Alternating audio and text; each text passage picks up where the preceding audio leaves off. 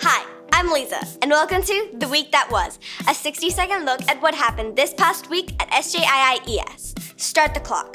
The week started with our Monday assembly. The virtue this week, responsibility. Monday and throughout the week, it was time for class photo taking once again. And that afternoon, there was a staff photo taken followed by a low hay. Tuesday, the middle years had their weekly assembly, where they said their farewell to a long-time and much-loved staff member, Miss Margot. Wednesday, class photo taking continued. Thursday saw both a Grade 6 Tuluna's parent briefing and a Prep 2 and Grade 1 math workshop happen that morning.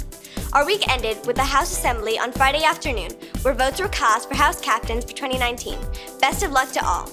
On Saturday, SJIIES and Marlborough College Malaysia will be meeting for Friendly Sports Carnival here at SJI. That should be fun. On behalf of the Week That Was team, I'm Leiza, and we'll see you again next week.